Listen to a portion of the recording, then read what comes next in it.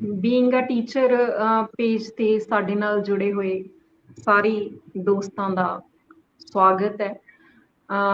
ਕੁਝ ਦੋਸਤ ਲਗਾਤਾਰ ਇਸ ਮੰਚ ਰਾਹੀਂ ਸਾਡੇ ਨਾਲ ਜੁੜੇ ਹੋਏ ਨੇ ਤੇ ਉਹਨਾਂ ਦੀਆਂ ਕੋਸ਼ਿਸ਼ਾਂ ਕਰਕੇ, ਉਹਨਾਂ ਦੇ ਸਾਥ ਕਰਕੇ ਅਸੀਂ ਇਸ ਮੰਚ ਨੂੰ ਚਲਾ ਪਾ ਰਹੇ ਹਾਂ। ਸੋ ਮੈਂ ਵੇਟ ਕਰ ਰਹੀ ਹਾਂ ਕਿ ਕੁਝ ਮਿੱਤਰ ਸਾਡੇ ਨਾਲ ਜੁੜ ਜਾਣ ਤੇ ਸਾਨੂੰ ਆਵਾਜ਼ ਜਾਂ ਫਰੇਮ ਦੇ ਠੀਕ ਹੋਣ ਬਾਰੇ ਸੂਚਨਾ ਮਿਲ ਜੇ ਤਾਂ ਫਿਰ ਮੈਂ ਇਸ ਗੱਲਬਾਤ ਨੂੰ ਅੱਗੇ ਆਪਾਂ ਤੋਰੀਏ। ਤਾਂ ਕੁਝ ਦੋਸਤ ਜੁੜ ਚੁੱਕੇ ਨੇ, ਬੇਸ਼ੱਕ ਹਜੇ ਮੈਨੂੰ ਕੋਈ ਕਮੈਂਟ ਨਹੀਂ ਮਿਲਿਆ। ਓਕੇ, ਅਮਨਦੀਪ ਸੇਖੋਂ ਜੀ ਸਾਡੇ ਨਾਲ, ਇਹ ਲਗਾਤਾਰ ਸਾਡੇ ਨਾਲ ਜੁੜਦੇ ਨੇ, ਸਾਨੂੰ ਬੜਾ ਹੌਸਲਾ ਮਿਲਦਾ ਹੈ, ਇਹ ਬਹੁਤ ਐਨਰਜੈਟਿਕ ਨੇ। ਤਾਂ ਬੀਇੰਗ ਅ ਟੀਚਰ ਨਾਲ ਜੁੜੇ ਸਾਰੇ ਦੋਸਤਾਂ ਦਾ ਇੱਕ ਵਾਰ ਫਿਰ ਤੋਂ ਸਵਾਗਤ ਕਰਦੇ ਹਾਂ। ਸਭ ਤੋਂ ਪਹਿਲਾਂ ਅੱਜ ਟੀਚਰਸ ਡੇ ਹੈ, ਅਧਿਆਪਕਾਂ ਦਾ ਦਿਨ ਹੈ, ਅਧਿਆਪਕ ਦਿਵਸ ਹੈ, ਇਸ ਲਈ ਸਾਰੇ ਹੀ ਅਧਿਆਪਕਾਂ ਨੂੰ ਇਸ ਦਿਨ ਦੀਆਂ ਬਹੁਤ ਮੁਬਾਰਕਾਂ।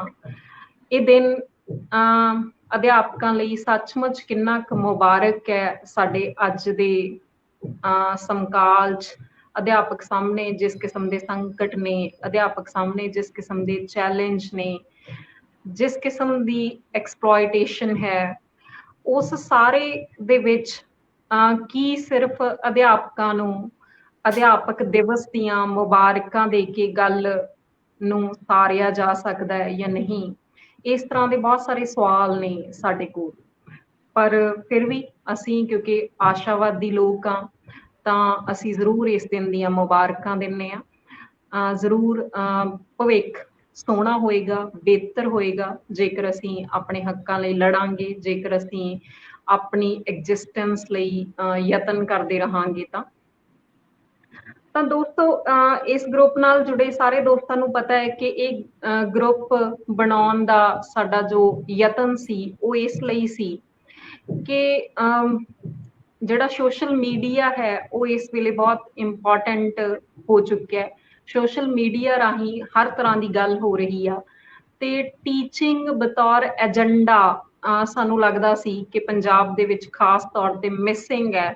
ਇੱਕ ਪਾਸੇ ਅਸੀਂ ਇਹ ਕਹਿੰਦੇ ਆ ਕਿ ਜਿਹੜੇ ਅਧਿਆਪਕ ਹੁੰਦੇ ਨੇ ਉਹ ਕਿਸੇ ਕੌਮ ਦੇ ਨਿਰਮਾਤਾ ਹੁੰਦੇ ਨੇ, ਕਿਸੇ ਕੌਮ ਨੂੰ ਘੜਨ ਵਾਲੇ ਹੁੰਦੇ ਨੇ, ਤੇ ਦੂਸਰੇ ਪਾਸੇ ਟੀਚਿੰਗ ਹੈ ਕੀ, ਟੀਚਿੰਗ ਦੀ ਫਿਲਾਸਫੀ ਕੀ ਆ, ਟੀਚਿੰਗ ਦੀਆਂ ਵਿਧੀਆਂ ਕਿਹੋ ਜਿਹੀਆਂ ਹੋਣੀਆਂ ਚਾਹੀਦੀਆਂ, ਟੀਚਿੰਗ ਦਾ ਮਕਸਦ ਵੱਖਰੇ ਵੱਖਰੇ ਸਮਿਆਂ 'ਚ ਕੀ ਵੱਖਰਾ ਵੱਖਰਾ ਹੋ ਸਕਦਾ ਹੈ ਜਾਂ ਨਹੀਂ, ਜਾਂ ਟੀਚਿੰਗ ਕਿਸੇ ਦੂਸਰੇ ਦੁਕਾਨਦਾਰ ਵਾਂਗੂ ਸਮਾਨ ਵੇਚਣ ਵਾਲਾ ਕੰਮ ਹੀ ਹੁੰਦਾ, ਪੈਸਾ ਕਮਾਉਣ ਵਾਲਾ ਕੰਮ ਹੀ ਹੁੰਦਾ। ਸੋ ਇਸ ਤਰ੍ਹਾਂ ਦੇ ਅਨੇਕਾਂ ਇਸ਼ੂ ਸਾਡੇ ਸਾਹਮਣੇ, ਅਨੇਕਾਂ ਸਵਾਲ ਸਾਡੇ ਸਾਹਮਣੇ, ਖਾਸ ਤੌਰ ਤੇ ਜਦੋਂ ਸਰਕਾਰਾਂ ਪੜ੍ਹਾਈ ਦੇ ਵਿੱਚੋਂ ਸਿੱਖਿਆ ਨਾਲ ਜੁੜੇ ਜਿਹੜਾ ਫੰਡ ਹੈ ਉਹਦੇ ਵਿੱਚੋਂ ਲਗਾਤਾਰ ਆਪਣੇ ਆਪ ਨੂੰ ਬਾਹਰ ਕੱਢਦੀਆਂ ਜਾ ਰਹੀਆਂ ਨੇ ਤੇ ਇਹਨੂੰ ਨਿੱਜੀ ਹੱਥਾਂ ਦੇ ਵਿੱਚ ਜਿਹੜੀ ਸਿੱਖਿਆ ਉਹ ਲਗਾਤਾਰ ਵੱਧ ਰਹੀ ਹੈ, ਜਿਹਦੇ ਨਾਲ ਪੜ੍ਹਾਈ ਮਹਿੰਗੀ ਹੁੰਦੀ ਜਾ ਰਹੀ ਹੈ। ਤਾਂ ਇਹਦੇ 'ਚ ਇੱਕ ਸਿੱਖਿਅਕ ਦੇ ਸਾਹਮਣੇ ਕਿਸ ਕਿਸਮ ਦੇ ਸਵਾਲ ਨੇ, ਇਹਨਾਂ ਸਾਰੇ ਮਸਲਿਆਂ ਨੂੰ ਡਿਸਕਸ ਕਰਨ ਲਈ, ਇਹਨਾਂ ਸਾਰੇ ਹੀ ਸਵਾਲਾਂ ਨੂੰ ਡਿਸਕਸ ਕਰਨ ਲਈ ਅਸੀਂ ਇਹ ਮੰਚ, ਇਹ ਪੇਜ ਬਣਾਇਆ ਤੇ ਚਾਹੁੰਦੇ ਸੀ ਕਿ ਅਸੀਂ ਇਹਦੇ ਰਾਹੀਂ ਪੰਜਾਬ ਨੂੰ ਸਿਰ ਜੋੜ ਕੇ ਬੈਠੀਏ, ਪੂਰਾ ਪੰਜਾਬ ਇਹਦੇ ਰਾਹੀਂ, ਪੰਜਾਬ ਦੇ ਟੀਚਰ ਸਿਰ ਜੋੜ ਕੇ ਬੈਠੀਏ ਤੇ ਇਹਦੇ ਵਿੱਚੋਂ ਕੁਝ ਬਿਹਤਰ ਚੀਜ਼ਾਂ ਅਸੀਂ ਕੱਢ ਸਕਦੇ ਹੋਈਏ। ਤੇ ਜੇਕਰ ਤੁਹਾਡਾ ਸਾਰੇ ਦੋਸਤਾਂ ਦਾ ਸਾਥ ਰਿਹਾ ਤਾਂ ਅਸੀਂ ਜ਼ਰੂਰ ਇਹਨੂੰ ਲੰਬਾ, ਇਸ ਗੱਲਬਾਤ ਨੂੰ ਚਲਾ ਸਕਾਂਗੇ ਤੇ ਉਮੀਦ ਕਰਦੇ ਹਾਂ ਕਿ ਪੰਜਾਬ ਦੇ ਅਧਿਆਪਕ ਸਾਹਮਣੇ ਜਾਂ ਪੂਰੇ ਮਤਲਬ ਭਾਰਤ ਦੇ ਵਿੱਚ ਅਸੀਂ ਗੱਲ ਕਰੀਏ ਤਾਂ ਜਿਸ ਕਿਸਮ ਦੇ ਸਿੱਖਿਅਕ ਦੇ ਸਾਹਮਣੇ ਤੇ ਸਿੱਖਿਆ ਦੇ ਸਾਹਮਣੇ ਸਵਾਲ ਨੇ, ਅਸੀਂ ਜ਼ਰੂਰ ਉਹਦੇ ਬਾਰੇ ਕੁਝ ਗੱਲਾਂ ਕਰ ਪਾਵਾਂਗੇ, ਜ਼ਰੂਰ ਕੋਈ ਇੱਕ ਸਟੈਪ ਫਾਰਵਰਡ ਅਸੀਂ ਲੈ ਪਾਵਾਂਗੇ ਇਸ ਮੰਚ ਰਾਹੀਂ, ਜੇਕਰ ਤੁਸੀਂ ਸਾਰੇ ਦੋਸਤਾਂ ਦਾ ਸਾਥ ਰਿਹਾ। ਇਸ ਦੇ ਨਾਲ ਹੀ ਮੈਂ ਸਾਰੇ ਦੋਸਤਾਂ ਨੂੰ ਇਹ ਵੀ ਸੱਦਾ ਦਿੰਦੀ ਹਾਂ ਕਿ ਇਸ ਤੋਂ ਪਹਿਲਾਂ ਕਿ ਸਾਡੇ ਅੱਜ ਦੇ ਮਹਿਮਾਨ ਸਕਰੀਨ ਤੇ ਆਉਣ, ਤੁਸੀਂ ਸਾਰੇ ਦੋਸਤ ਇਸ ਟਾਕ ਨੂੰ ਸ਼ੇਅਰ ਕਰ ਦਿਓ ਤਾਂ ਕਿ ਜਿਹੜੇ ਆਸੇ ਪਾਸੇ ਦੋਸਤ ਕੰਮਕਾਰ ਲੱਗੇ ਹੋਏ ਨੇ ਉਹਨਾਂ ਤੱਕ ਇਹ ਗੱਲ ਪਹੁੰਚ ਜੇ ਕਿ ਇਹ ਟਾਕ ਸ਼ੁਰੂ ਹੋ ਚੁੱਕੀ ਹੈ ਤੇ ਸਾਨੂੰ ਹੋਰ ਦੋਸਤ ਵੀ ਜੁਆਇਨ ਕਰ ਸਕਣ। ਸੋ ਇਸ ਤੋਂ ਬਾਅਦ ਅਸੀਂ ਜਾਂਦੇ ਹਾਂ ਅੱਜ ਦੇ ਵਿਸ਼ੇ ਤੇ। ਅੱਜ ਦਾ ਕਿਉਂਕਿ ਅਸੀਂ ਇਹ ਟਾਕ ਸਪੈਸ਼ਲ ਟੀਚਰਸ ਡੇ ਦੇ ਸੰਬੰਧ 'ਚ ਕਰਵਾ ਰਹੇ ਹਾਂ ਤਾਂ ਸਾਨੂੰ ਸੀ ਕਿ ਅੱਜ ਦੇ ਦਿਨ ਸਾਨੂੰ ਇੱਕ ਖਾਸ ਟਾਕ ਹੈ ਜਿਹੜੀ ਰੱਖਣੀ ਚਾਹੀਦੀ ਆ। ਉਹਦੇ ਲਈ ਸਾਡਾ ਅੱਜ ਦਾ ਸਬਜੈਕਟ ਹੈ ਟੀਚਿੰਗ ਵਿਦ ਪਰਪਸ, ਕਿ ਕੀ ਮੈਨੂੰ ਸ਼ਿਫਟ ਕਰਨਾ ਪੈਣਾ ਹਿੰਦੀ ਤੇ, ਕਿਉਂਕਿ ਸਾਡੇ ਅੱਜ ਦੇ ਜੋ ਗੈਸਟ ਨੇ ਉਹ ਪੰਜਾਬੀ ਬਹੁਤੀ ਨਹੀਂ ਸਮਝ ਪਾਉਂਦੇ, ਹਿੰਦੀ 'ਚ ਹੀ ਗੱਲ ਕਰਨਗੇ। ਇਸ ਲਈ मुझे भी ताकि उनको समझ आ पाए कि मैं क्या बात कर रही हूँ, उनको बुलाने से पहले मुझे हिंदी में शिफ्ट करना होगा। तो जैसी भी मेरी हिंदी है, दोस्त इसे स्वीकार करेंगे, मुझे उम्मीद है। तो दोस्तों, हम ये इससे इस बात से हम वाबस्ता थे कि क्या टीचिंग कोई दुकानदारी जैसा ही काम होता है या टीचर का कोई उससे डिफरेंट मकसद होता है। तो टीचर ने क्या करना होता है, क्या, और इसके साथ ही जुड़ा हुआ ये सवाल भी था हमारे पास कि क्या सिलेबस खत्म करवाना, क्या परीक्षा के लिए बच्चों को तैयार करना, क्या ये सब मकसद होता है टीचर का या टीचिंग का। तो जैसा कि आमतौर पे समझा जाता है, तो हम इन मुद्दों पे बात करेंगे आज की बात में। और इसके साथ जुड़ी हुई एक बात यह भी थी कि क्या जो अलग-अलग समय होते हैं हिस्ट्री में, तो उसमें जैसे आज हम जिस संकट के रूबरू हैं, उसमें क्या टीचर का पर्पस वही रहता है जो पहले था, या वो टीचिंग का पर्पस बदल जाता है, या टीचर के सामने जो चैलेंज है उसमें उसको खुद को भी रीडिफाइन करना होता है। टीचर को कभी-कभी खुद की तलाश करनी पड़ती है कि वो कहाँ है, उसकी एग्जिस्टेंस किस चीज़ में है। तो इन सवालों के साथ हमने आज के इस सेशन में, आज के लाइव सेशन में जो गेस्ट हमने आमंत्रित किए थे, वो आज हमारे साथ हैं और मैं उनको स्क्रीन पे ले रही हूँ। गोपाल प्रधान जी, आपका बहुत-बहुत स्वागत है। तो दोस्तों, मैं आपको गोपाल प्रधान जी के बारे में, डॉक्टर गोपाल प्रधान का पीएचडी शायाबाद पे है, वो इंग्लिश के प्रोफेसर हैं। कई सालों से इंग्लिश के अध्यापन के साथ जुड़े हुए हैं और बहुत सी संस्थाओं में उन्होंने एज अ टीचर काम किया है। इसके चलते उनका चेकहोफ पे काम है, और सबसे ज्यादा काम मुझे लगा, जो मैं देख रही थी, कि उनका ट्रांसलेशन में है, और सोशल साइंसेस के जो इश्यूज हैं उनको इन्होंने बहुत ट्रांसलेट किया है। तो ये बहुत ही एक जैसे एक्टिव पर्सनालिटी आज हमारे साथ हैं। जैसे इन्होंने हमें रिस्पॉन्ड किया जब हमने इन्हें आवाज दी कि आप आइए हमारे साथ बात कीजिए हमारी ऑडियंस के साथ, तो उससे हमें इनकी वो एनर्जी थी जो ये दिल्ली में बैठे हुए थे, और इनकी एनर्जी हमें यहाँ तक महसूस हुई, पंजाब के बठिंडा तक महसूस हुई। उसके लिए हम इनके धन्यवादी हैं और हम इनका स्वागत करते हैं। तो इसके बाद हम कुछ देर के लिए ये जो एजेंडा है हमने डिस्कस किया है कि टीचिंग का पर्पस क्या रहता है, और आज के दौर में टीचर के सामने क्या पर्पस है, क्या होना चाहिए, कौन सी चुनौतियां हैं उसके सामने, कौन से चैलेंजेस हैं उसके सामने। तो इन सब इश्यूज पे मैं आमंत्रित करूंगी डॉक्टर गोपाल प्रधान जी से कि वो अपनी बात शुरू करें, और हम लास्ट में कुछ देर के लिए सवालों के लिए मिलेंगे। अब मैं स्क्रीन है जो वो गोपाल प्रधान जी के को दे रही हूँ। तो सर, आप अपनी बात शुरू कीजिए। धन्यवाद नीतू जी। सबसे पहले तो मैं इस बात को कहना चाहता हूं कि जब भी आप किसी टीचर से पूछिएगा कि आप क्यों इस प्रोफेशन में आए, तो वो एक ऐसी तस्वीर बनाते हैं जैसे कि उन्होंने चाहा और वो टीचर हो गए। ऐसा होता नहीं है। ऐसा इसलिए नहीं होता है क्योंकि टीचिंग माने एजुकेशन के लिए सबसे पहले तो एजुकेशन के इंस्टीट्यूट खड़े करने होते हैं। अब यह जो एजुकेशन के इंस्टीट्यूट खड़ा करने का काम है, ये सोसाइटी हर समय नहीं कर सकती है। मेरे कहने का कुल मतलब ये है कि जो हम चाहते हैं उसकी भी एक पर्टिकुलर बैकग्राउंड होती है, बिना उसके हम चाह भी नहीं सकते जो हम समझते हैं कि हमने यूं ही चाह लिया। आप ध्यान दीजिएगा कि एजुकेशन के लिए सबसे पहले सरप्लस होना जरूरी है। एक तो प्रॉपर्टी के रूप में सरप्लस होना जरूरी है ताकि कुछ पैसा इन्वेस्ट करके एजुकेशनल इंस्टीट्यूट खड़ा किया जा सके। दूसरी बात यह है कि जो पढ़ने जाते हैं उनको भी पैसा कमाने के काम से छुट्टी दी जा सके, इसके लिए भी बाकी लोग मिल करके उसको कंपनसेट करते हैं जो उस व्यक्ति के न रहने से होने वाला नुकसान है। तो कहने का मतलब ये कि सोशल सरप्लस जब तक पैदा नहीं होता है तब तक एजुकेशन भी एक तरह से इंस्टीट्यूट्स के रूप में सामने नहीं आती है।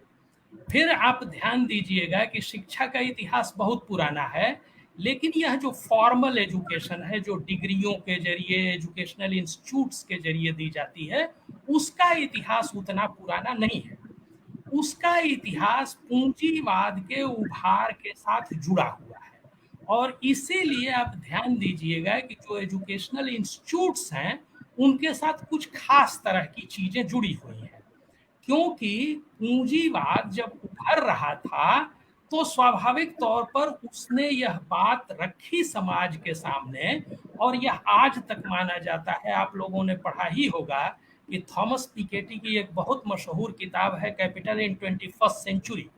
उसमें उन्होंने बेसिकली ये बताया है कि हमारे पिछले 2-250 सालों में पूरी दुनिया में उन्होंने 2-250 देशों का अध्ययन किया और बताया कि जो डिस्पैरिटी है, इनइक्वालिटी है, वो बढ़ रही है।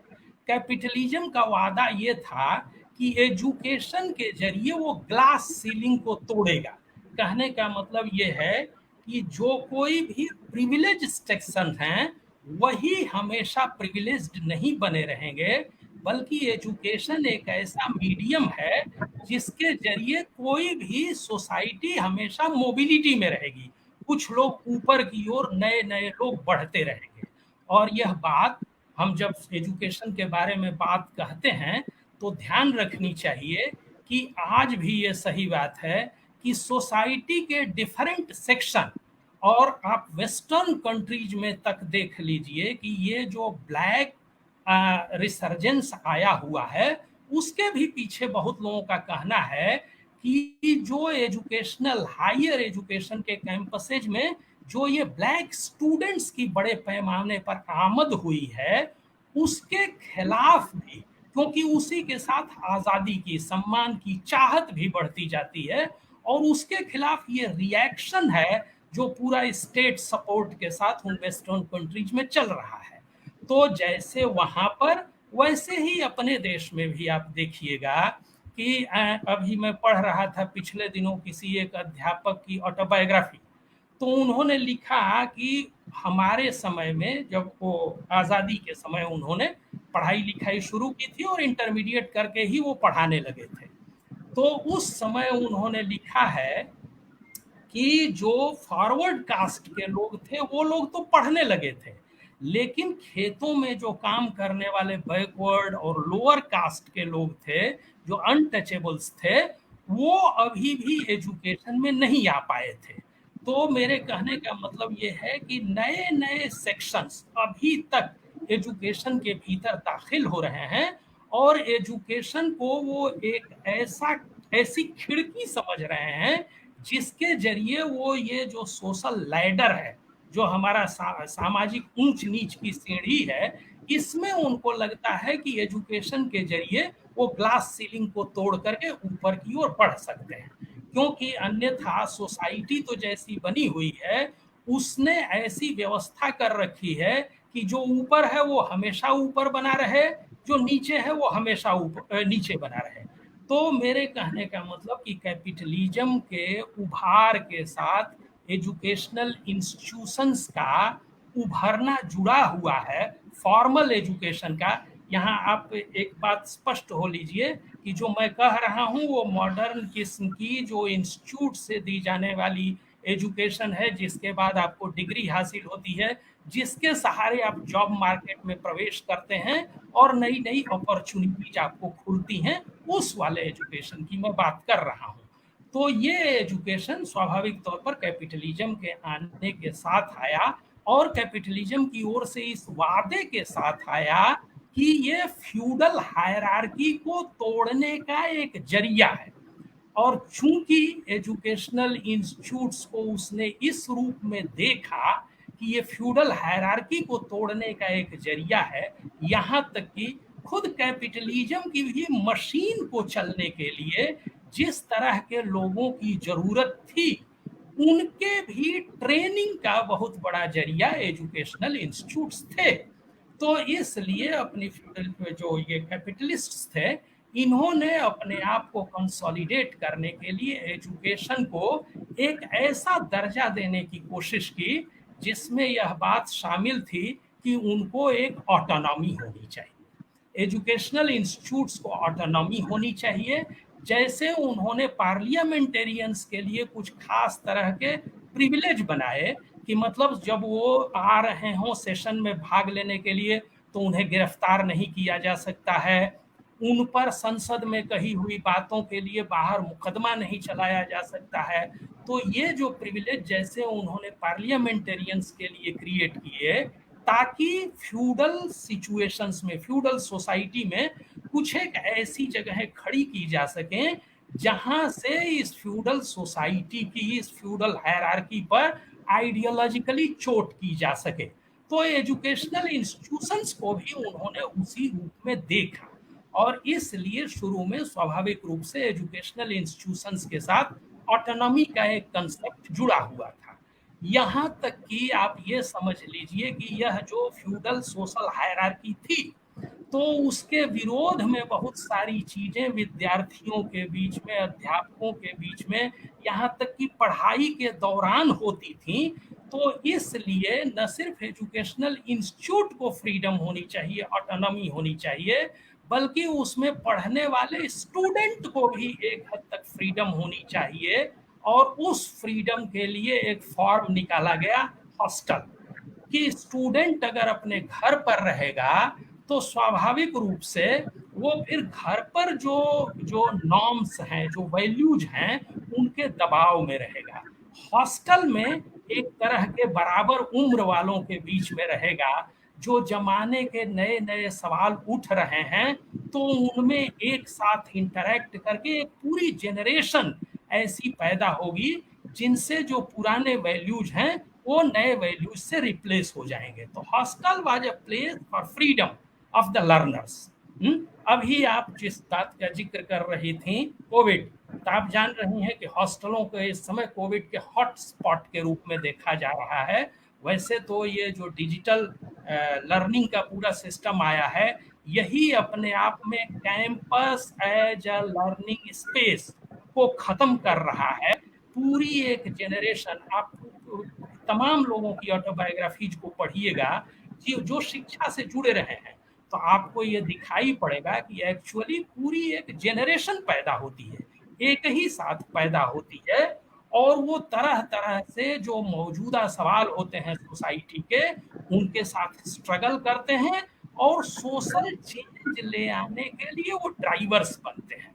तो एजुकेशनल स्पेस एज सच इस तरह से समझ लीजिए। और उस समय कैपिटलिज्म को इस बात की जरूरत थी कि जो फ्यूडल सोसाइटी है उसमें सर्टेन वैल्यूज नए किस्म के इस्टेब्लिश हो, रैशनैलिटी इस्टेब्लिश हो, ताकि उसके इर्द गिर्द मुनाफे की बात की जा सके। तो इसलिए एजुकेशनल इंस्टीट्यूशंस के साथ जो ऑटोनॉमी वगैरह का सवाल जुड़ा हुआ है, फ्रीडम वगैरह का सवाल जुड़ा हुआ है, उसका एक प्रॉपर कॉन्टेक्स्ट है। वो कॉन्टेक्स्ट है कि वो फ्यूडल सोसाइटीज में चूंकि कैपिटलिज्म इमर्ज कर रहा था, और किसी मान लीजिए पॉलिटिकल रेवोल्यूशन से जितना ज्यादा वो इमर्ज कर रहा था, उससे ज्यादा इन इंस्टीट्यूशंस के जरिए वो इमर्ज कर रहा था। और इसीलिए ध्यान दीजिएगा कि जिसको आप डेमोक्रेसी बोलते हैं ना, तो वो डेमोक्रेसी सिर्फ इलेक्शंस में नहीं होता है। डेमोक्रेसी बाकायदे कुछ प्रॉपर मैकेनिज्म्स के जरिए प्रैक्टिस होती है। जब सोसाइटी में डेमोक्रेसी होती है तभी वो ऊपर संसद के कायम रखी जा सकती है। तो ये मैकेनिज्म्स क्या है जिनके जरिए डेमोक्रेसी ऊपर पूरी सोसाइटी में फैलेगी और ऊपर भी इस्टेब्लिश होगी? हम सब जानते हैं, हॉस्टल में रहने वाले विद्यार्थी भी इसको प्रैक्टिस करते हैं। एक उम्र के होते हैं, फिर भी उनमें कोई हॉस्टल प्रेसिडेंट होता है, उसी तरह से आप समझ लीजिए कि जो भी कैंपसेज होते हैं वहाँ पर स्टूडेंट पॉलिटिक्स होता है, स्टूडेंट यूनियंस होता है। और आज की यह बात नहीं है कि स्टूडेंट यूनियंस पर हमला हो रहा है, स्टूडेंट यूनियंस को बदनाम किया जा रहा है, यह भी कहा जा रहा है कि स्टूडेंट को पॉलिटिक्स नहीं करनी चाहिए। बहुत पहले से ये बात कही जाने लगी थी। इनफैक्ट जब से नियो लिबरलिज्म लेट 80s या कह लीजिए कि 90s की शुरुआत में आया, तब से ही यह एक डिस्कोर्स चल रहा है कि स्टूडेंट को पॉलिटिक्स में भाग नहीं लेना चाहिए। तो अब आपको मैं याद दिलाना मतलब मुझे ठीक नहीं लग रहा है कि खुद पंजाब के एक लेखक थे भगत सिंह। भगत सिंह ने इस बात पर एक आर्टिकल लिखा था कि युवकों को तो पॉलिटिक्स जरूर करनी चाहिए, है ना? क्योंकि पॉलिटिशियंस की नई फौज आएगी कहां से अगर युवक पॉलिटिक्स न करें तो कहने का मतलब ये है कि ये जो युवकों की राजनीति थी, जो विद्यार्थी संघ हुआ करते थे, उनके जरिए उनके जरिए भी एक तरह का लोकतांत्रिक वातावरण बनता था। और अध्यापक संघ, वह भी एक महत्वपूर्ण चीज हुआ करते थे, क्योंकि आप जानते हैं कि जब बकरे को बलि चढ़ानी होती है तो उसकी बड़ी पूजा की जाती है।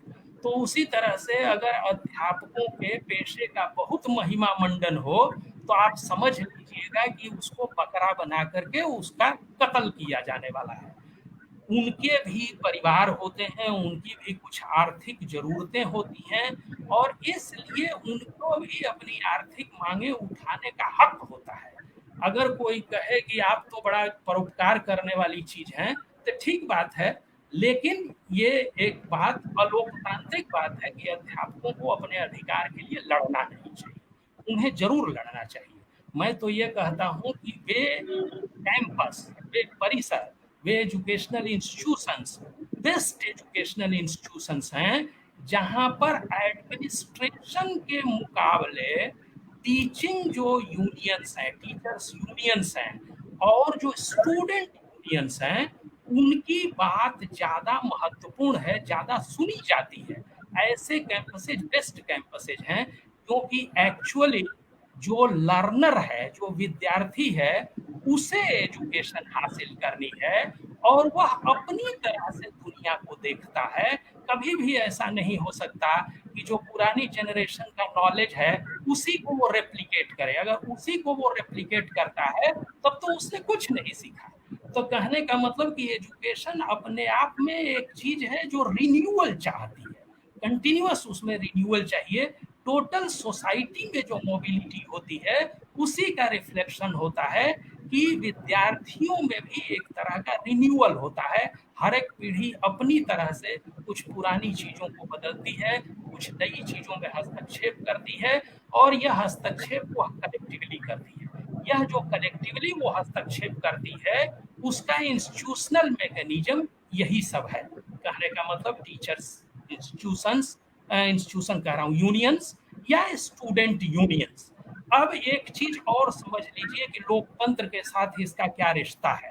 आप जानते होंगे कि लोकतंत्र की एक महत्वपूर्ण बुनियाद है, ये शब्दावली तो वैसे ट्रेड यूनियन की है, लेकिन कॉन्सेप्ट के बतौर ये सब जगहों पर लागू होता है और वह कॉन्सेप्ट है कलेक्टिव बार्गेनिंग। ना, आप जानते होंगे कि अदालत में जब भी आप कोई मुकदमा करने जाइए तो अदालत पूछती है कि आपका लोकस स्टैंडाई क्या है, यानी आप जिस बात पर आपत्ति जाहिर कर रहे हैं उस बात से आपको क्या नुकसान हो रहा है यह साबित करना पड़ता है, तभी आपका मुकदमा सुना जाता है। उसके मुकाबले जो कलेक्टिव बार्गेनिंग है, कलेक्टिव बार्गेनिंग अपने आप में एक डेमोक्रेटिक प्रिंसिपल है। जो लोग ये कहते हैं कि कलेक्टिव बार्गेनिंग बुरी बात है, वो इस बात को नहीं समझते हैं कि एज अ कलेक्टिविटी सोसाइटी अगर पॉलिसीज को प्रभावित कर रही है, अगर सरकार पर असर डाल रही है, तो this is the kernel of the democracy. Democracy यही होती है, डेमोस कहने का मतलब जनता। जनता का शासन इसी तरह से प्रैक्टिस होता है कि वो कलेक्टिवली अपने पक्ष में पॉलिसीज बनाने के लिए बार्गेनिंग करती है। और रिप्रेजेंटेशन, ये रिप्रेजेंटेशन का भी जो कॉन्सेप्ट है वो भी गहराई से इन यूनियन से जुड़ा हुआ है क्योंकि यूनियन के रिप्रेजेंटेटिव्स हमारे रिप्रेजेंटेटिव होते हैं। उसी तरह से जैसे पार्लियामेंट में जाने वाला पार्लियामेंटेरियन हमारे पूरे इलाके का रिप्रेजेंटेटिव होता है। तो रिप्रेजेंटेशन और कलेक्टिव बार्गेनिंग ये दो ऐसे कॉन्सेप्ट हैं जो कि डेमोक्रेसी की जान है, और इनकी प्रैक्टिस, इनको सीखना, जैसे कहा जाता है ना कि ट्रेड यूनियन मजदूरों के पॉलिटिकल स्कूल होते हैं, उसी तरह से ये समझ लीजिए कि ज्ञान हासिल करने का, सोसाइटी के बारे में नॉलेज हासिल करने का, क्योंकि सोसाइटी भी कहीं बाहर नहीं है, सोसाइटी उस कैंपस के भीतर मौजूद है। विद्यार्थियों के जरिए सोसाइटी आती है, अध्यापकों के जरिए सोसाइटी आती है, तो सोसाइटी को आप वहां भी समझते हैं। उस सोसाइटी को समझने का एक बहुत बड़ा जरिया टीचर यूनियंस और स्टूडेंट यूनियंस होते हैं। तो कहने का मतलब कि ये जो शुरुआत हुई थी एजुकेशनल इंस्टीट्यूशंस की, वो एक फ्यूडलिज्म के खिलाफ लड़ने के लिए, हायरार्की बेस्ड सोशल सिस्टम के खिलाफ लड़ने के लिए certain positive political values, capitalist values के साथ इसकी शुरुआत हुई थी, जिसमें जैसा कि मैं कह रहा हूं कि एजुकेशन की ऑटोनॉमी थी, एजुकेशनल स्पेस की ऑटोनॉमी थी। आप जानते होंगे ये नियम है, अभी भी यह नियम है कि किसी भी कैंपस में पुलिस वाइस चांसलर और रजिस्ट्रार की इजाजत के बगैर घुस नहीं सकती है। ये बात ही बताती है कि एजुकेशनल इंस्टीट्यूशंस की एक सेपरेट साइंटिटी है ना। वहां पर वही चीजें लागू नहीं हो सकती हैं जो आम जगहों पर लागू होती हैं। तो एजुकेशनल इंस्टीट्यूशन का ये जो ऑटोनॉमी है, उसके प्रैक्टिस के डिफरेंट फॉर्म्स हैं, और उन डिफरेंट फॉर्म्स के भीतर जब आप जाएंगे तो यही आपको मिलेगा कि चूंकि वो सोशल क्रिटिसिज्म के सेंटर थे, एजुकेशन और कुछ नहीं था, जो बाहर सोसाइटी थी, या जो सोसाइटी कभी कभी इन्फेक्ट भीतर तक करती थी आकर के लर्नर्स के जरिए, टीचर्स के जरिए, तो उसके खिलाफ लड़ने की एक जगह थी। इसलिए वहां पर बराबरी थी। क्लासरूम है, क्लासरूम में स्टूडेंट जो बैठे हुए हैं वो आपस में बराबर हैं, उनमें कोई हायरार्की नहीं है। हॉस्टल है, हॉस्टल में जो स्टूडेंट्स रह रहे हैं उनमें कोई हायरार्की नहीं है, उनमें बराबरी है। तो बाहर जो सोशल हायरार्की है, उसके मुकाबले बराबरी को जनरेट करने वाला, बराबरी को एक वैल्यू के बतौर इस्टेब्लिश करने वाला एक इंस्टीट्यूशन है, और इस तरह से वो सोशल क्रिटिसिज्म का सेंटर है। इस रूप में एजुकेशनल इंस्टीट्यूशंस को शुरू में देखा कैपिटलिज्म ने, क्योंकि उस समय उसको इसकी जरूरत थी ना। जैसे जैसे कैपिटलिज्म के भीतर क्राइसिस बढ़ी, और इसको मैंने लेटेस्ट हिस्ट्री से मैं शुरू करूंगा, अनेक फेजेज में बात करने का कोई फायदा नहीं है। लेटेस्ट हिस्ट्री इस तरह से बात करना शुरू करूंगा कि ये जो नियो लिबरलिज्म का फेज आया है, हम सब जानते हैं कि नियो लिबरलिज्म का फेज, और ये बहुत बार इस पर बात हो चुकी है कि कैपिटलिज्म एक साइक्लिकल क्राइसिस में हमेशा ही फंसने का उसका टेंडेंसी होता है। तो इस बार जो वो फंसा, उसको मुनाफा कम होने की जो टेंडेंसी बढ़ी, तो इस बार जो वो फंसा, तो उसको लगा कि अब वो एजुकेशनल इंस्टीट्यूशंस के लिए इतनी स्पेस के साथ फंक्शन नहीं कर सकता है। जैसे नेशन स्टेट एक जमाने में उसकी जरूरत थे, इसलिए जरूरत थे क्योंकि कैपिटल को बाहर जब फैलना होता था तो उसे अपने स्टेट की माने माइट, ताकत की जरूरत पड़ती थी दूसरे देशों में, इसलिए नेशन स्टेट उसकी एक समय की जरूरत था। एक समय बाद उसको नेशन स्टेट अपने लिए बाधा लगने लगा, तब वो ये कहने लगा कि नेशन स्टेट तो खत्म हो गए हैं, ग्लोबल दुनिया खड़ी हो गई है, ग्लोबलाइजेशन हो रहा है। तो इस तरह से समझ लीजिए कि उसी तरह से जैसे उसने नेशन स्टेट को इररिलेवेंट बताना शुरू किया, उसी तरह से एजुकेशन को भी एक सोशल पर्पज की चीज है, इस रूप में बताने की बजाय कैपिटलिज्म के भीतर ये टेंडेंसी, ये आइडिया डोमिनेट हो गया कि एजुकेशन से मुनाफा हासिल करना चाहिए। तो आप देखते हैं कि उसी के बाद से ये प्रयास शुरू हुआ कि यूजर फी लिया जाए।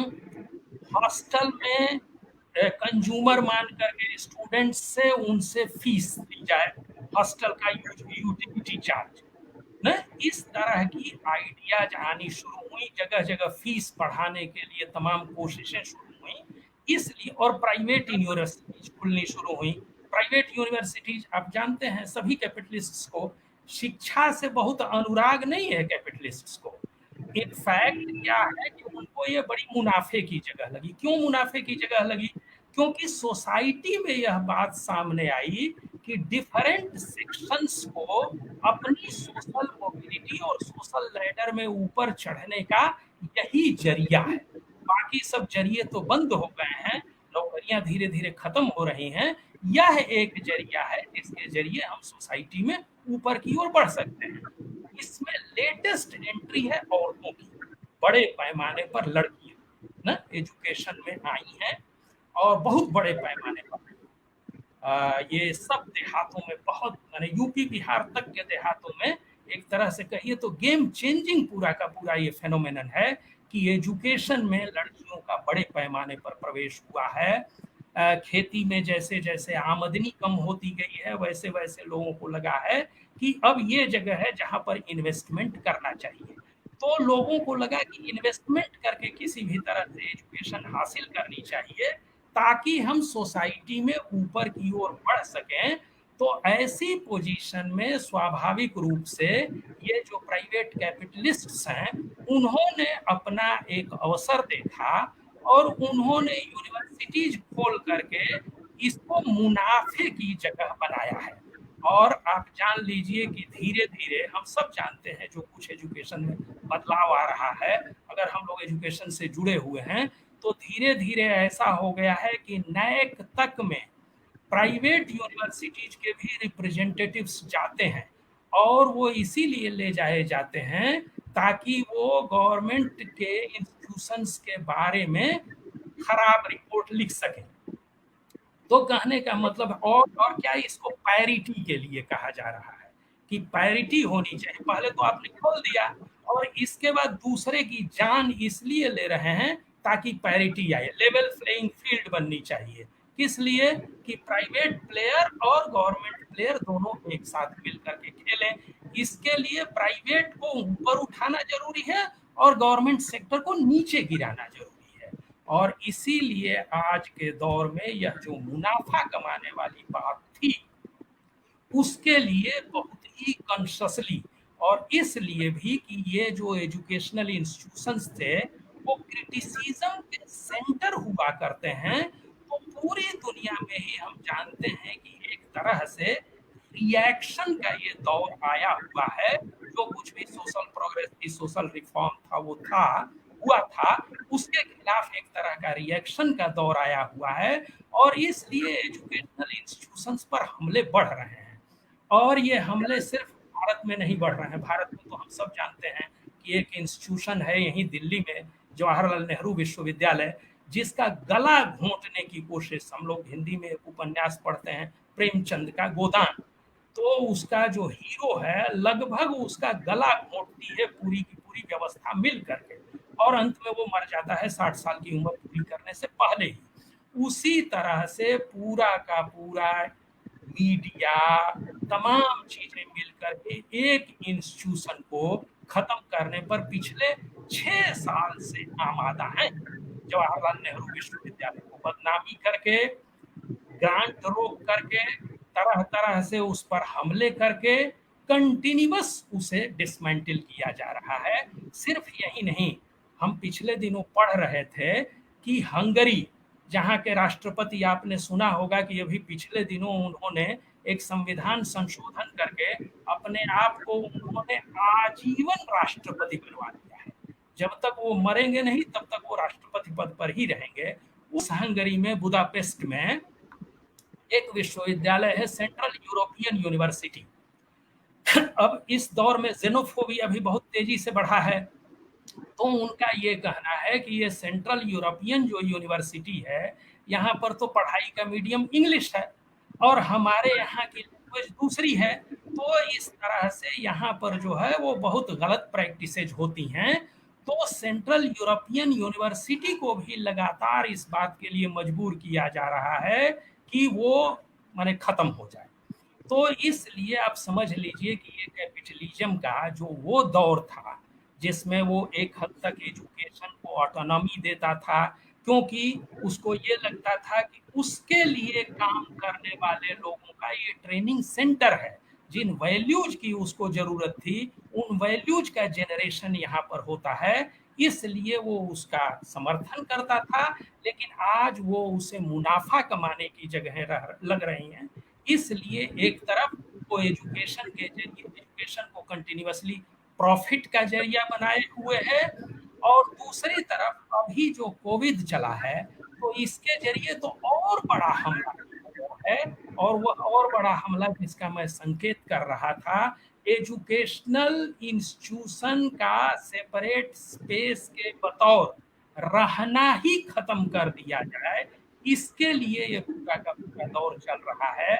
और कैपिटल की जो क्राइसिस है आज की डेट में, वो सर्विस सेक्टर से भी मुनाफा नहीं कमा पा रहा है।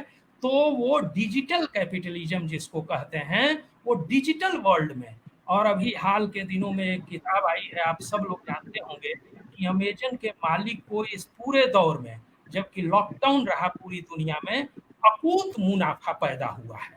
हमारे अपने देश में भी देखिएगा तो अंबानी साहब एक पर दूसरी सीढ़ी चढ़ते हुए, जैसे हमारा देश कोविड के मामले में एक से ऊपर सीढ़ी चढ़ते हुए दूसरे नंबर पर पहुंचने वाला है, उसी तरह से हमारे जो ये बिलियनियर हैं, वो भी इस दौर में जबकि सारी गतिविधियां ठप थी, उनकी कमाई इतनी तेजी से बढ़ी कि धीरे धीरे वो दुनिया भर के अमीरों में एक या दो की पोजीशन में पहुंचने वाले हैं।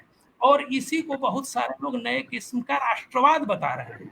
वो लोग बता रहे हैं कि दुनिया में हम कोविड में नंबर 1 पर पहुंच जाएंगे तो नंबर 1 होंगे, और उसी तरह से संपत्ति के मामले में भी हमारा कैपिटलिस्ट नंबर 1 पर पहुंच जाएगा तो हम नंबर 1 होंगे। तो कहने का मतलब ये है कि यह जो नया सिचुएशन है, मतलब डिजिटल कैपिटलिज्म अपार मुनाफे का स्रोत है ये इस समय। और इसीलिए आप ध्यान दीजिएगा कि एजुकेशनल स्पेसेज को खत्म करना, एजुकेशनल स्पेसेज को खत्म कर रहा है इसलिए क्योंकि आप सब जानते हैं कि एजुकेशनल स्पेसेज के पास लैंड मास बहुत ज्यादा है। और आज की डेट में अर्बनाइजेशन की होड़ के चलते भूमि सबसे कीमती चीज है। जगह जगह लोग कहते हैं लैंड माफिया, तो भूमि सबसे बड़ी चीज है। और एजुकेशनल स्पेसेज बहुत प्राइम लोकेशंस पर, पिछले दिनों मेरी मुलाकात हुई एम्स के जूनियर रेजिडेंट डॉक्टर्स एसोसिएशन के पदाधिकारियों से। तो उन्होंने बताया कि हम लोग मांग कर रहे थे कि एम्स में जूनियर डॉक्टर्स के लिए एक हॉस्टल बनवा दिया जाए। तो जेपी नड्डा साहब उस समय स्वास्थ्य मंत्री थे, उन्होंने कहा कि आप लोग अपने यहाँ एम्स में हमको एक मॉल खोलने की इजाजत दीजिए, तो उससे जो पैसा मिलेगा उससे हम आपके लिए हॉस्टल बना देंगे। इससे आप ये समझ लीजिए कि जो एजुकेशनल इंस्टीट्यूशंस हैं वो प्राइम लोकेशंस पर हैं, उनके पास लैंड प्रॉपर्टी बहुत बड़ी है, और उस पर लैंड माफिया की बहुत निगाह है। तो एक तो वो एजुकेशनल स्पेस खत्म होने से उस लैंड का इस्तेमाल, कमर्शियल इस्तेमाल बढ़ेगा।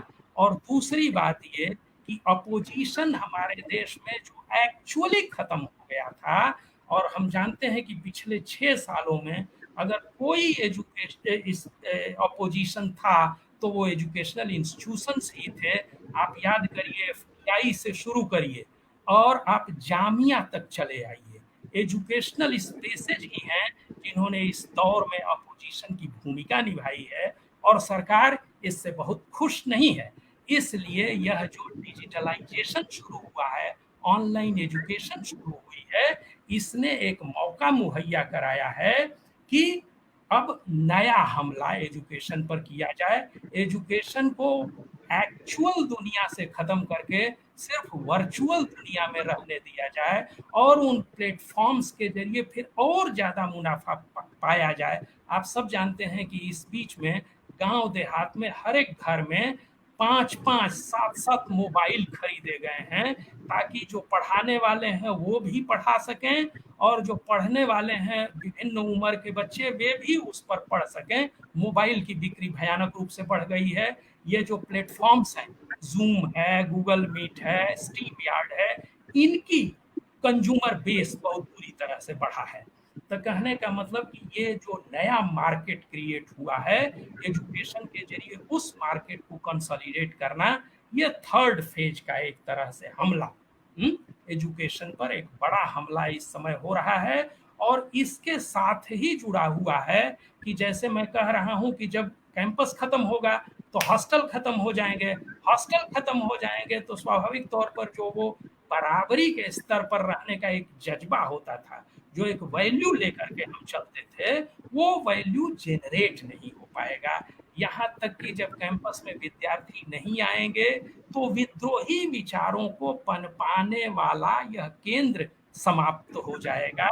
इसलिए भी एक तरह का ये बहुत ही व्यवस्थित किस्म का हमला है, आइडियोलॉजिकल हमला है।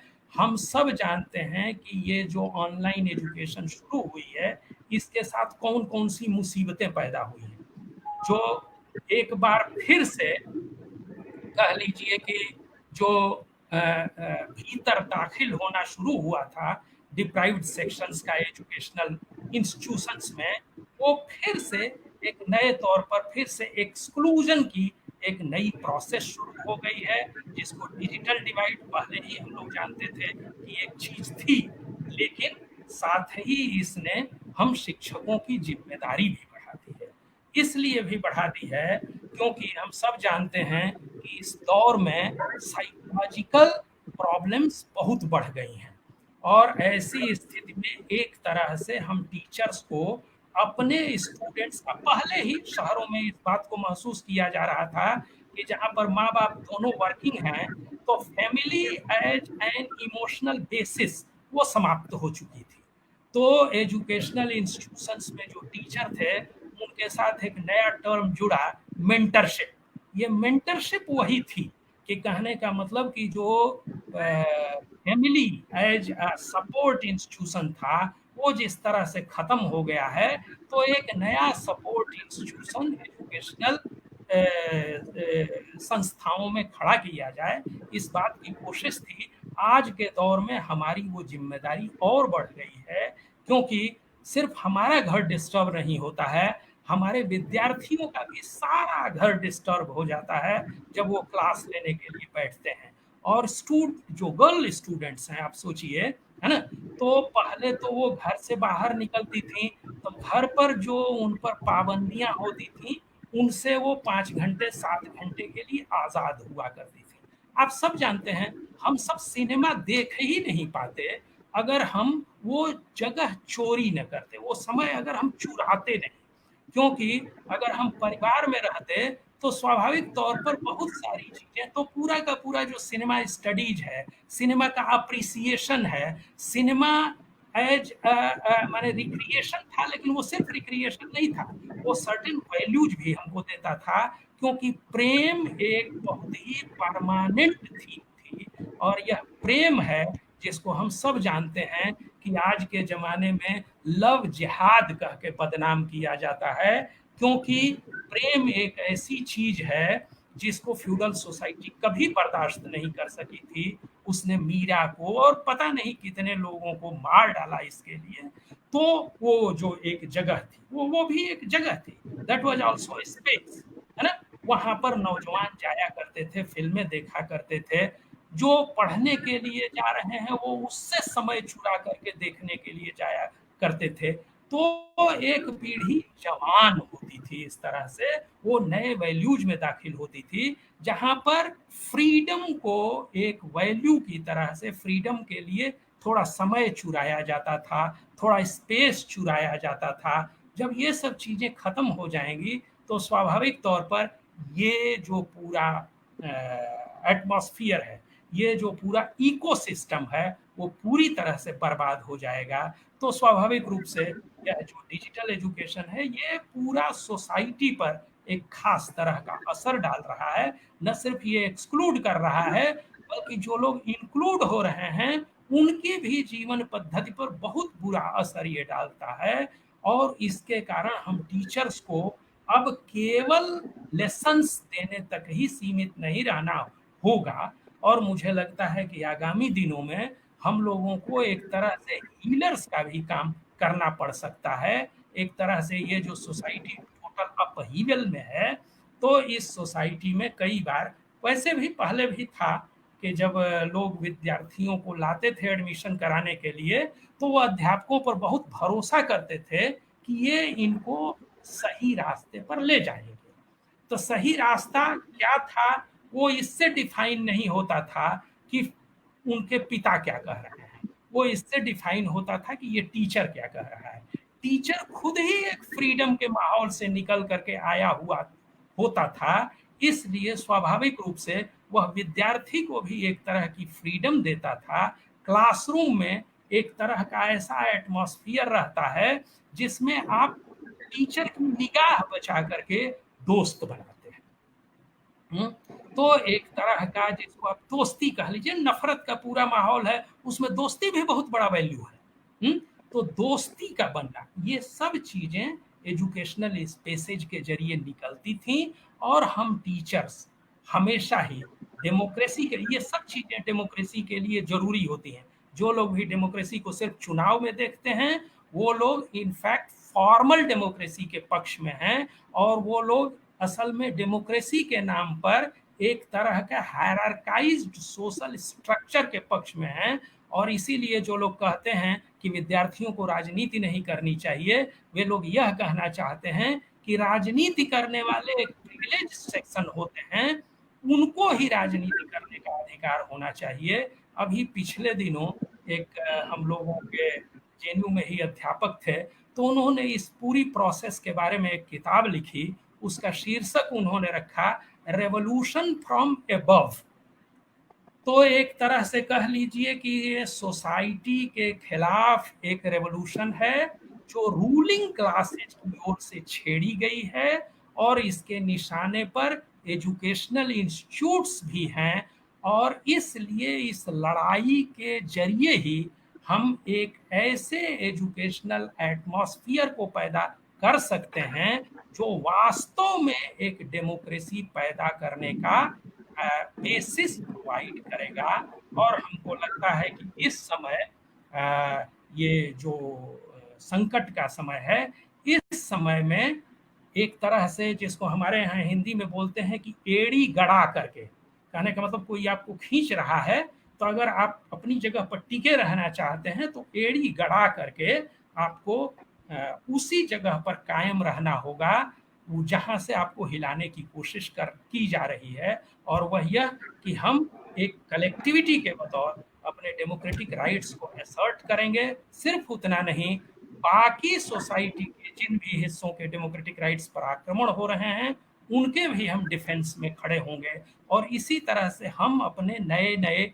दोस्त पैदा कर सकते हैं। पहले शिक्षा के संस्थान सरकारी इमदाद से नहीं चलते थे, बल्कि लोग पूरी की पूरी कम्युनिटी जमीन दान करके तरह तरह से मदद करके उनको खड़ा करती थी। और इसीलिए सरकार का कभी एजुकेशनल इंस्टीट्यूशंस पर पूरा हक नहीं होता है। उनके प्रशासन में हमेशा ही सोसाइटी की मदाखलत होनी चाहिए, क्योंकि बेसिकली सोसाइटी है जो उसमें इन्वेस्ट करती है, अपने पढ़ने वालों को भी फ्री रख करके और तमाम और जरियों के जरिए। और इसलिए सोसाइटी ने जो हम पर इन्वेस्ट किया है, उस सोसाइटी को लौटाने के लिए, वापस करने के लिए हमें उसी जगह पर खड़ा रहना होगा जहां पर एजुकेशन को हम एक फ्रीडम की लोकेशन के बतौर समझते हैं। आप सब ने इतनी देर तक मेरी बातों को ध्यान से सुना, आप सबको बहुत बहुत शुक्रिया। जी, शुक्रिया गोपाल प्रधान जी। हमें सच में बहुत अच्छा लग रहा था सुनना आपको। और अब हम आपसे कुछ सवालों पे बात करेंगे।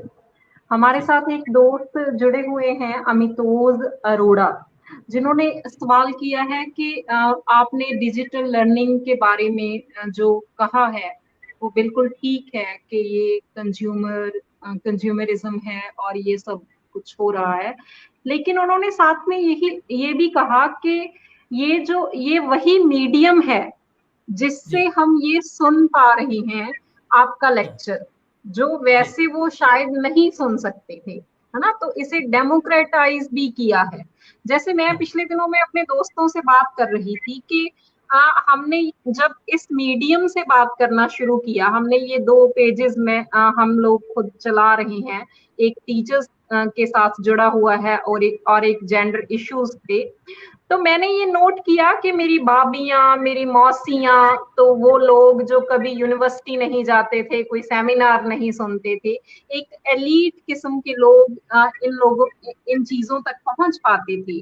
अब वो लोग, सभी लोग, मेरी भाभियाँ ये सब बातें सुन रही थी अपने घर में बैठी हुई। मेरी माँ कभी कभी मुझसे पूछती थी कि तुम क्या बोलती हो यूनिवर्सिटी में जाके, तुम स्टेज पे क्या बोल के आई हो? तो मैं, जैसे हम खिंच जाते हैं कि मम्मी अब तुम्हें क्या बताऊं, कितना बताऊं, है ना?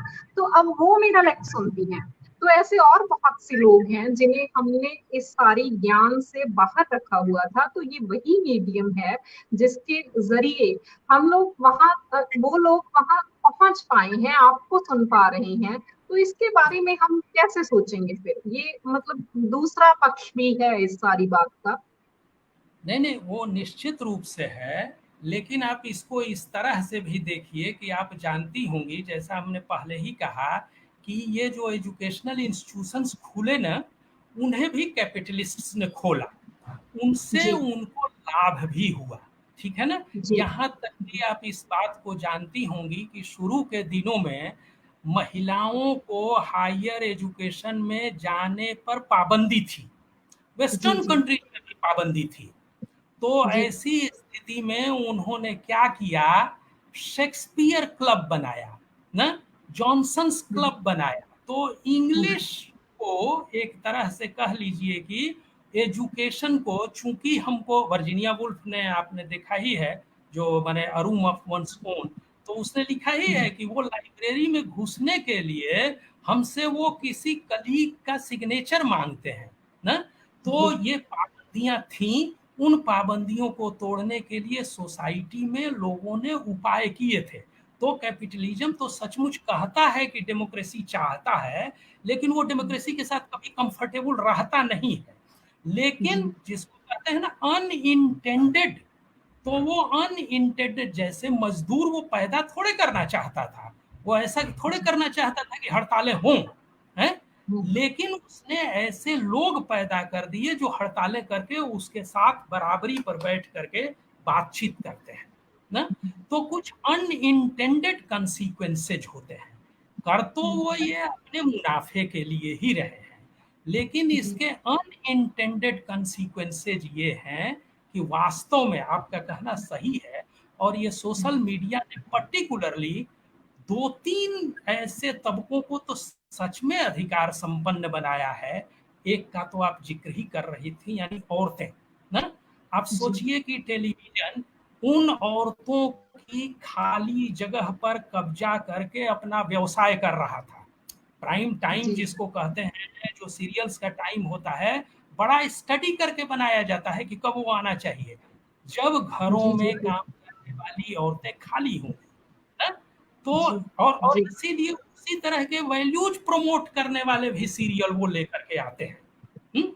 जी ठीक है, लेकिन कुछ अनइंटेंडेड कंसीक्वेंसेज होते हैं उसके। एक बार आपने ऐसा प्लेटफॉर्म जब दे दिया, तो उसमें इस्तेमाल भी हो रहा है। और आपने ठीक बात कही, पूरी दुनिया में सोशल मीडिया या डिजिटल वर्ल्ड जिसको कहते हैं, साइबर स्पेस जिसको कहते हैं, उसमें हेट इतना ज्यादा भरा हुआ है, इतना ज्यादा हाइट्रेट का प्रोपोगंडा भरा हुआ है।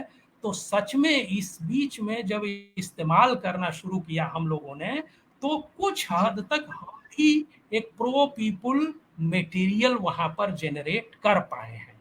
ये सब सही जी बातें हैं, लेकिन उसके बावजूद उसकी इस बुनियादी प्रकृति पर कोई फर्क नहीं पड़ता कि बेसिकली वो आया है, माने लीस्ट इन्वेस्टमेंट के साथ मैक्सिमम प्रॉफिट। जी ठीक बात है ये, ठीक। तो एक बात आपने और कही कि टीचर को मेंटर होना चाहिए। तो और जैसे हम बात भी करते हैं कि ये कोविड में जिस तरह की टेंशन बढ़ी है, घर में जो मैं आज ही अपने स्टूडेंट्स के साथ बात कर रही थी, एक तो ये हुआ है कि घर उनकी एजुकेशन के साथ बहुत स्मूथ नहीं है, ना ही टीचर का घर उसके पढ़ाने के साथ बहुत स्मूथ है, और ना ही स्टूडेंट का घर उसके पढ़ने के साथ बहुत स्मूथ है। लेकिन मैंने मैंने ये भी नोटिस किया है कि घर का बच्चों के पढ़ने के साथ एक रिश्ता चेंज हुआ है इस सारी कशमकश में।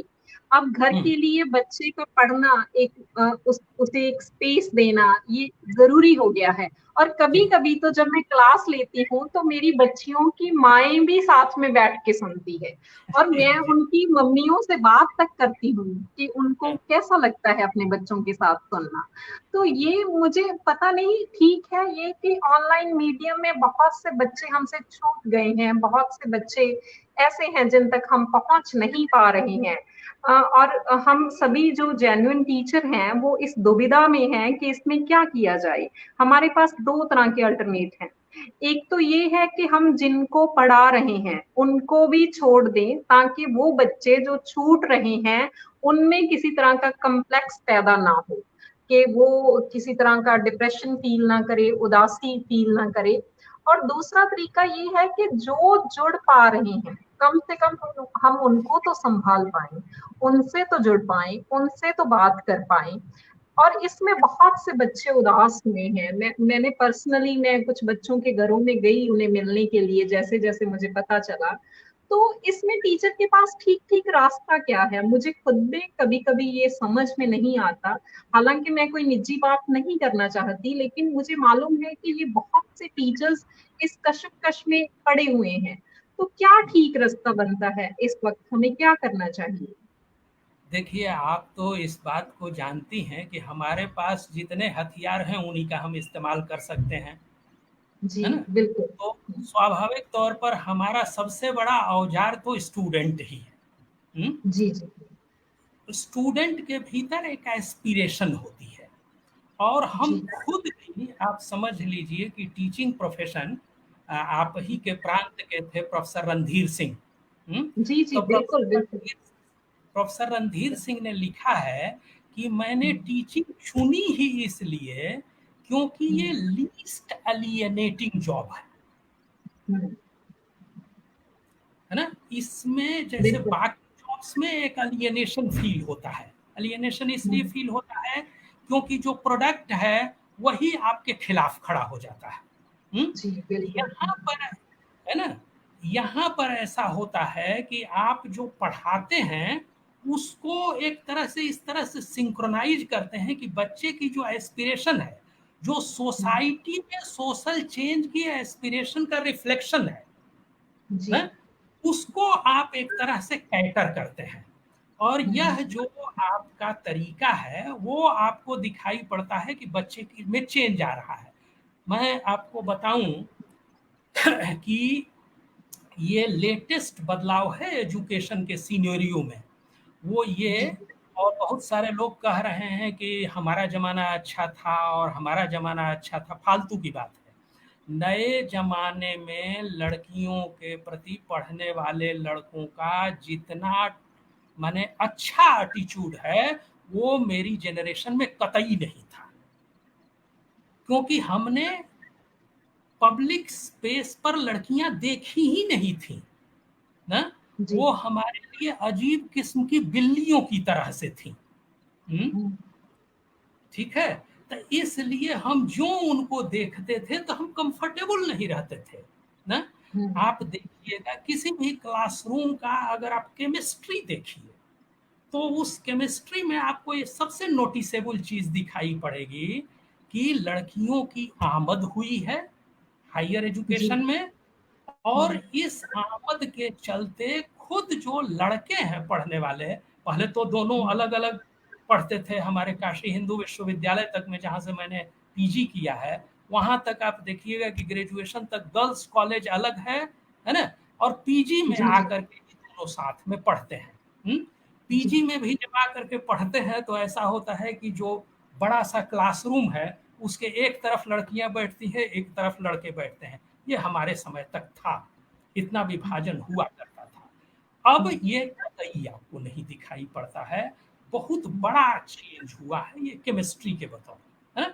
और जी इसीलिए ये जनरेशन है जो नए वैल्यूज को सीख रही है, जो नई सोसाइटी का निर्माण करेगी। और जी इसीलिए ये जो तमाम हमले हैं ना, ये इस प्रोग्रेस के एटीट्यूड में इस प्रोग्रेस को दबाने के लिए है ना। जी चाहे तब जिहाद कहना, चाहे हेट के लिए इतना सारा कैंपेन चलाना, चूंकि मिक्सिंग हो रही जी है, एक्चुअल सोसाइटी में मिक्सिंग हो रही है, और उसकी स्पेस था कैंपस, है ना। तो ये सही जी बात है कि मान लीजिए कि जब बंद हुआ तो पानी ने निकलने के दूसरे रास्ते खोज लिए, है ना।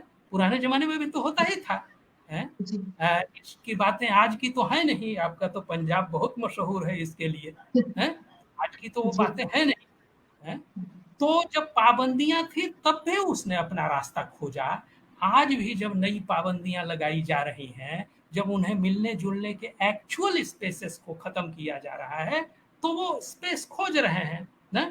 और इसलिए इस ऑनलाइन क्लास के जरिए, जैसा आपने कहा, एक तो डेमोक्रेटाइजेशन, दूसरी बात यह है कि उनकी प्राइवेट स्पेस के प्रति, चूंकि वो निकल करके बाहर चली जाती थी, तो उनकी प्राइवेट स्पेस घर में भी है, इसके प्रति जिम्मेदारी नहीं हुआ करती थी पूरी फैमिली की।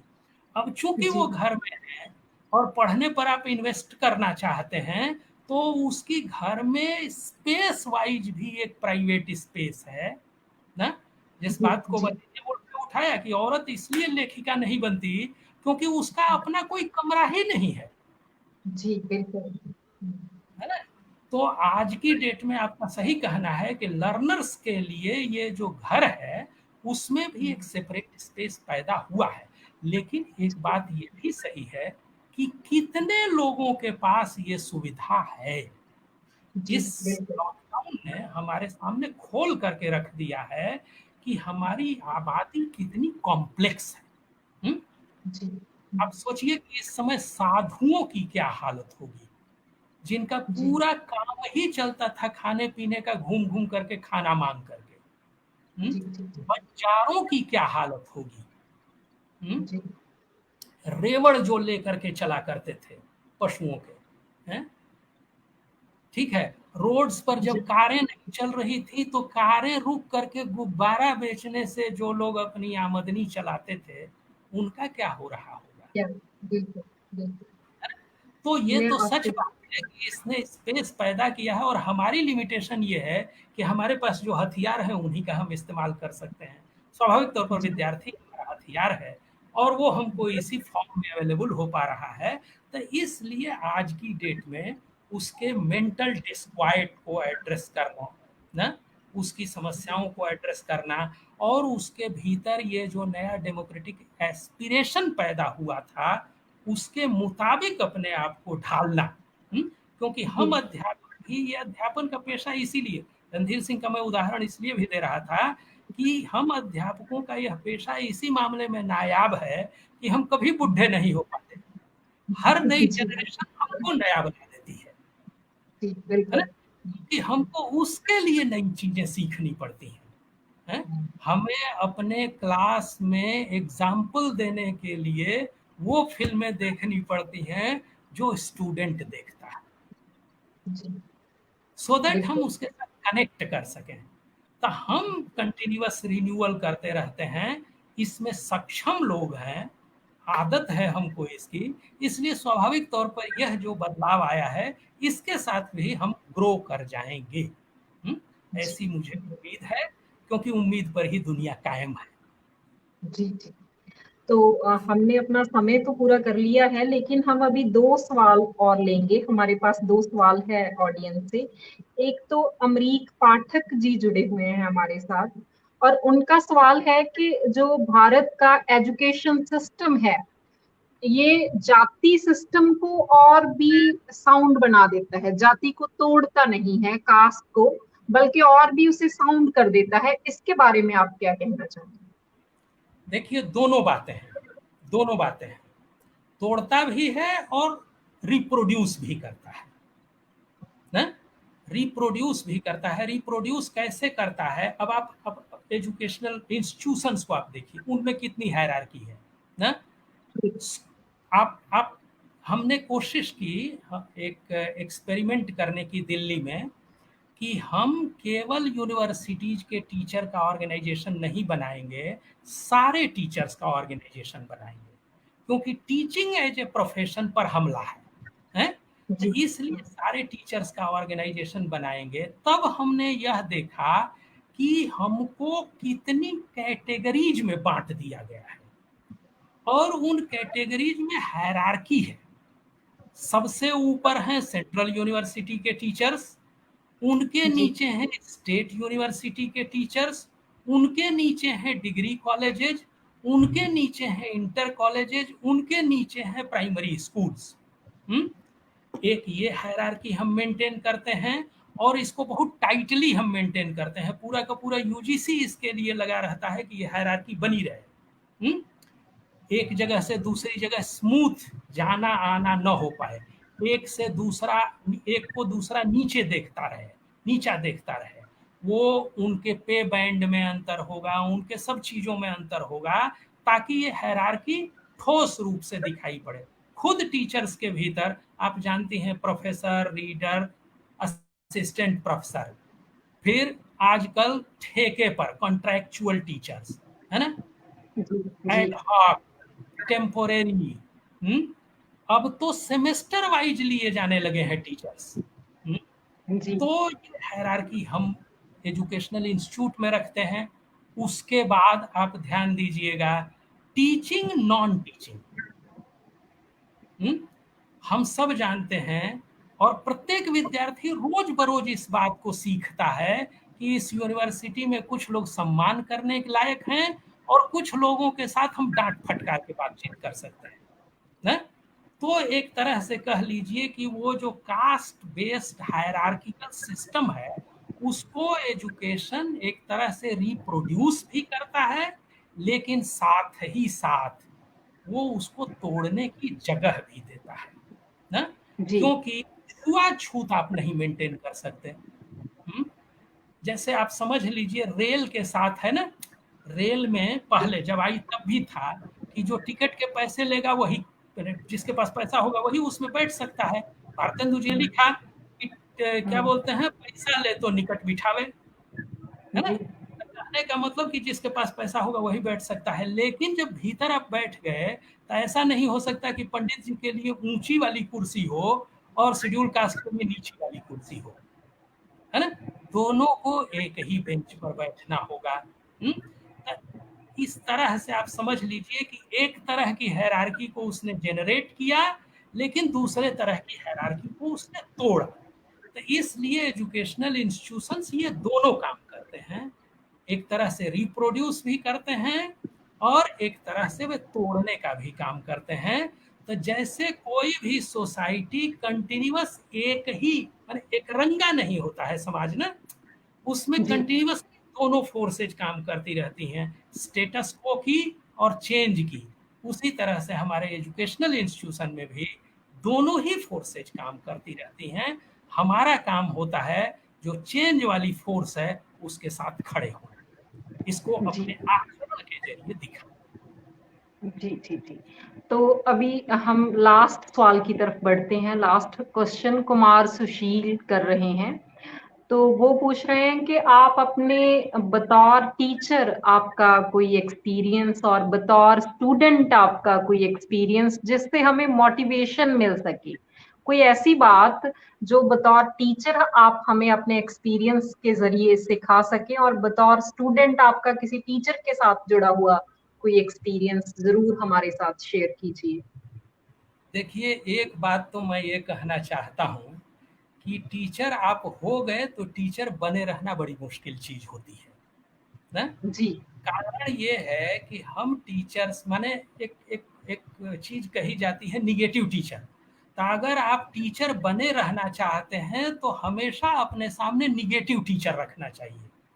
माने ऐसे टीचरों का एग्जाम्पल अपने सामने रखना चाहिए जो टीचर नहीं रह सके, टीचर के प्रोफेशन में आने के बावजूद, है ना। जी तो हमारे भीतर ये एक बहुत बड़ा डिलेमा रहता है, हमारे प्रोफेशन में ही ये डिलेमा रहता है, उस एजुकेशनल स्पेस में ही यह डिलेमा रहता है कि हम एडमिनिस्ट्रेटर होने की ओर बढ़ जा सकते हैं। जी चूंकि मैंने एक तरह से स्टूडेंट पर हमको बर्तरी होती है, तो एक हम में आदत भी विकसित होने का चांस होता है कि, और एजुकेशनल इंस्टीट्यूशन इसके लिए स्पेस भी देता है, क्योंकि वो स्पेस जो है बिना एडमिनिस्ट्रेशन के चल नहीं सकता है।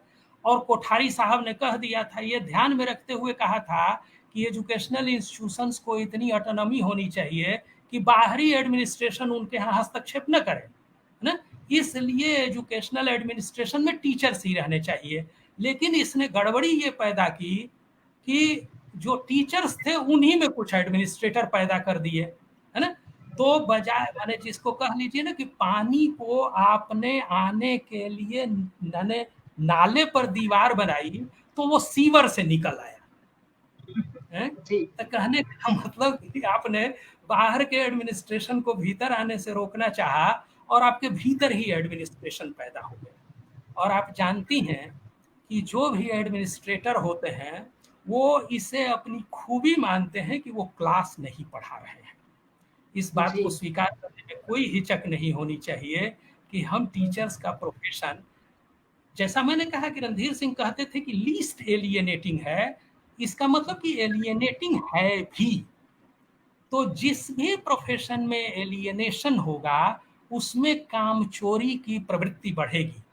जैसे जैसे एजुकेशन में एडमिनिस्ट्रेशन बढ़ेगा वैसे वैसे एलियनेशन होगा, और जब एलियनेशन होगा तो कामचोरी की प्रवृत्ति बढ़ेगी।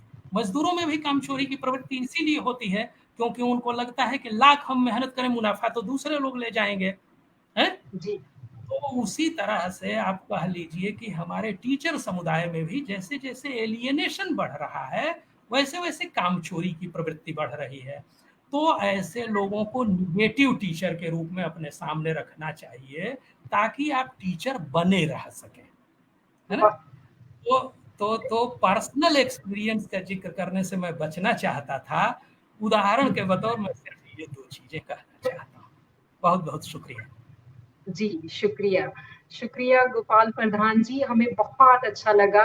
और खास तौर पे जो आपने पंजाब के एक बहुत महान टीचर प्रोफेसर रणधीर सिंह को बार बार कोट किया, वो मुझे सबसे बड़ी बात लगी, क्योंकि हम उन्हें बहुत एक अच्छे टीचर के तौर पे जानते हैं। आपने हमें रिमाइंड भी करवाया उनको, तो उसके लिए आपका विशेष रूप से मैं धन्यवाद करूंगी।